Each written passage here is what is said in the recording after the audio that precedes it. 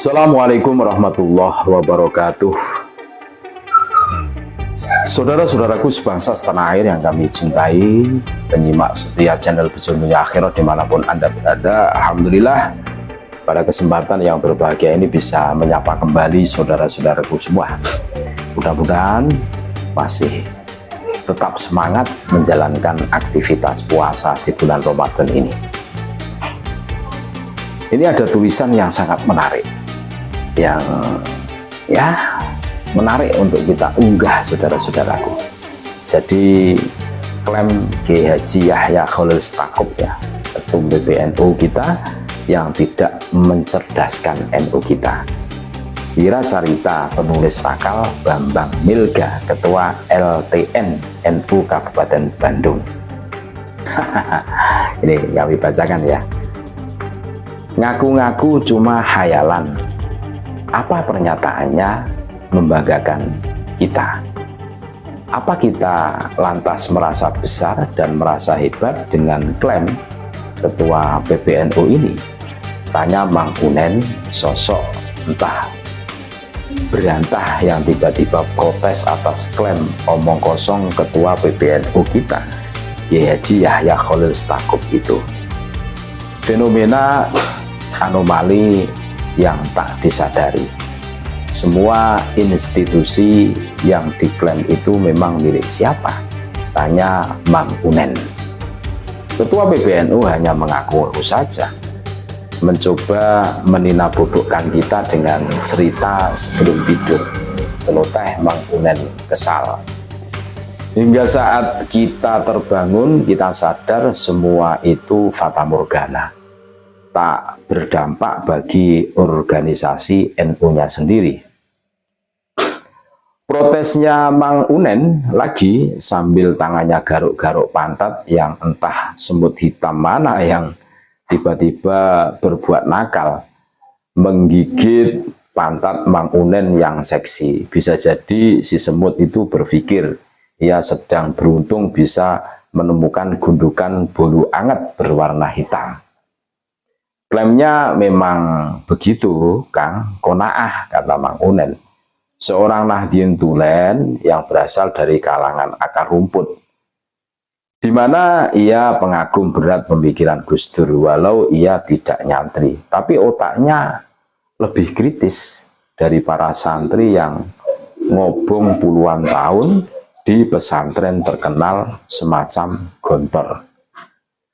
Kita harus kritis, jangan cuma bangga pada pengakuan. Mimik Mang Unen mulai serius, bola matanya mendelik-delik.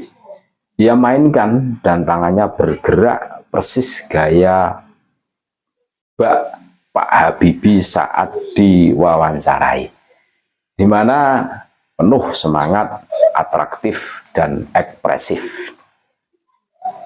Zamannya jadi benalu, harusnya malu Mang Konaah, sang pembawa kabar itu. Awalnya bangga dan ingin pamer akan pencapaian institusi NU seperti yang diwartakan ketua PBNU, yang konon NU bisa berkiprah hebat bagi bangsa seperti yang jadi klaim ketua PBNU itu. Ujung-ujungnya mulutnya ternganga, ia kaget bak diseruduk banteng. Setelah Mang Unen si tukang catur temannya itu memberikan fakta gamblang yang membuat rasio otaknya awalnya berkerut serasa mie mentah, akhirnya berkembang setelah disiram air mendidih yang datang dari argumen brilian Mang Unen lewat gaya bicaranya yang nyablak, nyerocos, pedas. Hakikatnya kepemilikan institusi itu ya punyanya individu-individu, dan yang menikmati hasilnya pemiliknya bukan NU secara hakiki. Tandas Mang Unen. Pengen enak sendiri, mereka para pemakai paten NU hanya pengguna lisensi. Harusnya karena logo NU dianggap milik pribadi, yang terjadi orang-orang NU pemilik institusi universitas, lembaga pendidikan, akhirnya hanya menghisap madunya saja. Setelah itu mereka yang terbang tinggi tanpa mau menoleh ke bawah, dan yang di bawah yakni kita di NU hanya bisa gigit jari, tapi masih gaya serasa pemiliknya. Ya. Mang Unen mencoba menganalogikan fenomena aneh di NU yang dianggap hal lumrah dan biasa. Nah, di balik itu faktanya peran mereka para pemilik sekolah, perguruan tinggi, pesantren malah kurang sokongan pada pergerakan NU-nya sendiri, baik di tingkat PB, PW, PC, apalagi MWJNU, protes Mang Unen. Penulis nakal ya, yang kebetulan mendengar argumen Mang Unen tersenyum simpul. Mang Unen sungguh kalangan wong cilik kritis yang pemikirannya bahkan mengalahkan cara pandang para kiai NU, pemikir NU, dan mungkin bisa jadi ya berpikir 1000 kali lebih visioner dibanding muassis NU yang tidak memperhitungkan bahwa logo NU di masa depan bisa dipakai buat memperkaya diri sendiri. Dari kalangan mereka yang menggunakan logo sakral NU itu hanya untuk kepentingan memperbesar institusi dan lembaga milik mereka sendiri. Pola baru harus diterapkan. Ada baiknya PBNU menerapkan sistem berbayar semodel franchise untuk izin lisensi saat logo NU dipakai untuk modal bisnis mencari konsumen, kata Mang Unen dengan solusi cerdas yang ia ungkapkan. NU sebagai organisasi harus tegas agar bisa untung dan dapat laba. Nyari untung tak kepalang tanggung. Sebagai pemegang merek dan brand NU, ke patennya logo NU harusnya bisa membawa berkah bersama, bisa menaikkan level bersama, yang keuntungannya ya harus dirasakan kedua belah pihak, kata Mang Unen semakin menggebu.